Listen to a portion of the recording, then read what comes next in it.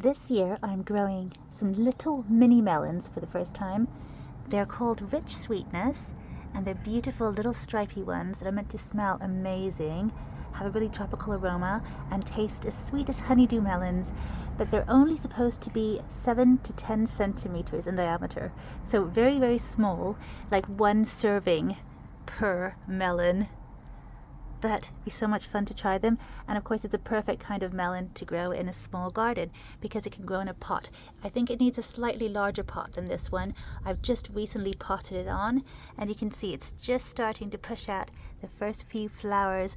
I think with cucumbers I tend to see that the first flowers that come out are male and then the females come later. It should be fine. It should be producing both male and females on one plant, so hopefully we'll get some females soon and then they can sort of cross-pollinate.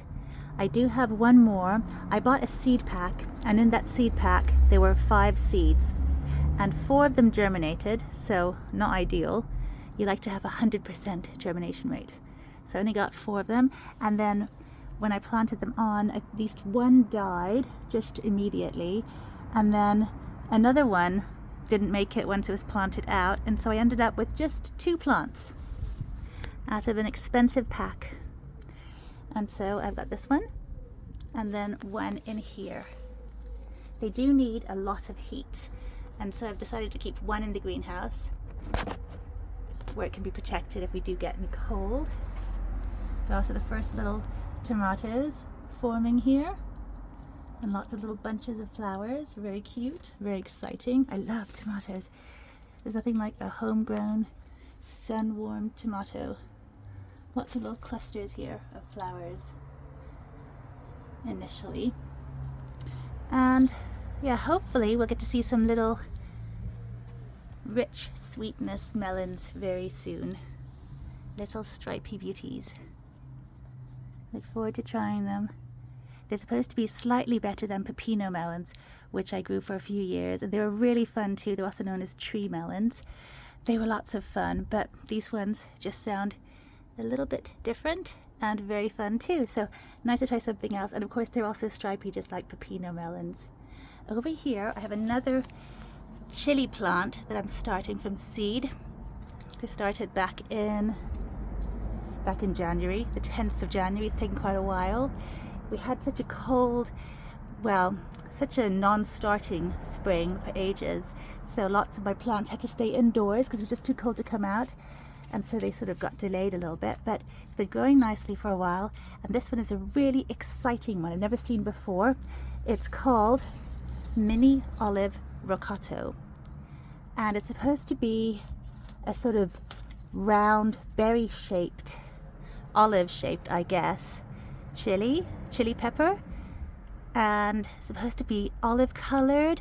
I think we'll just have to see how it turns out, but it's sounding really exciting. It was something I really looked forward to trying, and I'm really excited to have a few of these plants here. And this is the first one to start flowering. Really pretty flowers too, little purple things.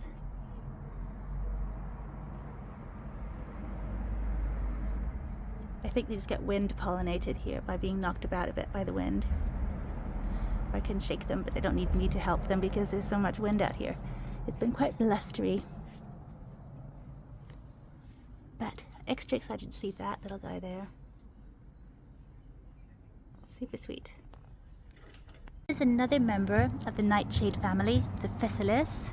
And this one produces really big, beautiful physalis that just absolutely taste wonderful, super tropical, and they have like a little bit of vanilla there. So I have named it Vanilla Physalis because it comes from a cutting from a plant I grew from seed, so you can name them yourself. And it has that little vanilla flavor to it, so hence the name. And it's got like a little flower coming now.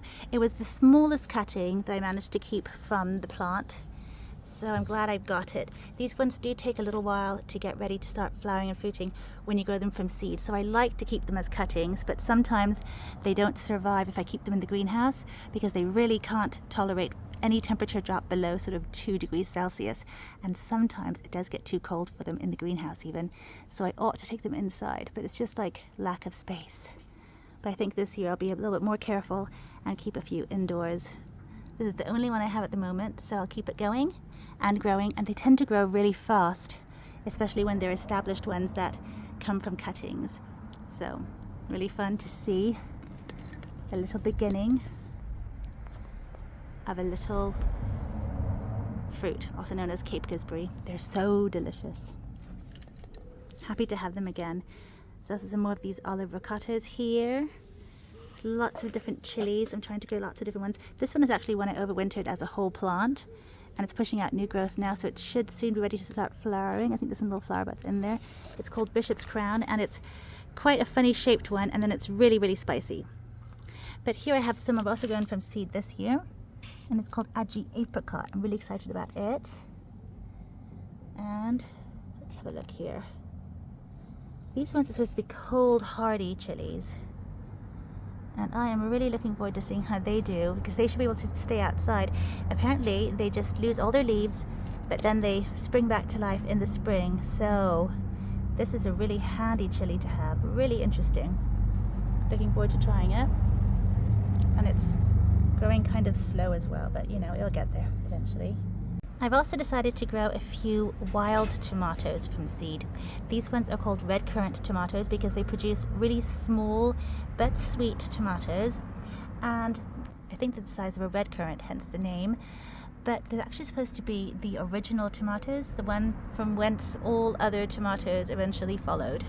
So fun to try the OG tomato plant. And I think we have perhaps some tomatoes on another plant somewhere, because I actually grew quite a few of these guys from seed. Let's see. They're spread all over the place. I think I have some grown down here. I'm not entirely sure, but you know, we'll have a little look, and once they start flowering and fruiting, we'll have a look. Here's another Aji Apricot. And this one is also an apricot. I was very excited about the Aji ones. I've always loved the Aji lemon one. It's just so delicious. It tastes like lemon. It's amazing. So looking forward to trying what this one tastes of. I don't think it tastes of apricot. I imagine it just has that apricot color. It's kind of orangey. There's another little wild tomato here, not too big. And we also are trying to grow some little Kermit, what are they called? Little green, oh, here's another thing. My goodness, there's so many things. I'm getting all distracted here. But yeah, there's some green Kermit aubergine. So one little one here, but I do have a larger one elsewhere. I'm just trying to make them grow on a bit in their pots, and then they can go into the ground very soon. You know, whenever I find any space for them. Yeah, it's amazing to see these plants. They're all doing really well. I think they're all liking the weather. It's really turning nice now. See some more little flower buds. Very fun. So, lots going on here in the garden. We've also got our cucamelons growing here. Sometimes you just need like one cucamelon plant to get tons and tons.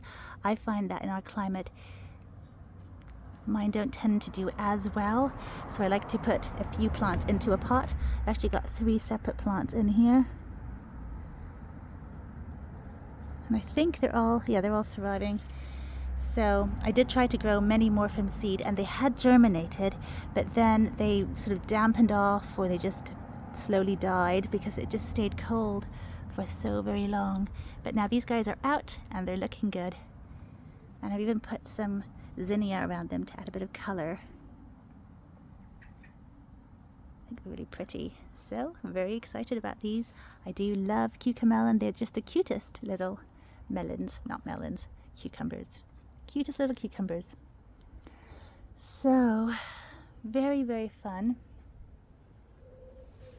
And look at the apples too. The apples are really getting good. I have been out and I've thinned them all, so they're all got the spacing I want. They're looking nice, and they had a good June drop. Even some more dropping here. So they have definitely decreased And thinning them out also enables them to fruit every year rather than having one huge mossed year where they just crazily fruit, and then that's followed often by a very lean year. But just thinning them out, giving them adequate spacing and making sure they're not like overproducing also enables them to fruit consistently every year. But that is the hope. Anyhow, they're so beautiful. So lots to look forward to, lots is growing and lots to enjoy at the moment. Lots of little figs down here, getting nice and big. So that's so nice. Lots of gorgeous roses. So thank you for joining me. Hopefully I'll have more to show you very soon. But it's really fun to see how these little potted plants are doing very well. I'll be picking some black currants very soon. I think these ones are just about ripening, and there are lots of them down here. It's nice to try them every so often, just see if they are ready to be picked. We'll see. So, thank you for joining me, and I will see you next time. Bye for now.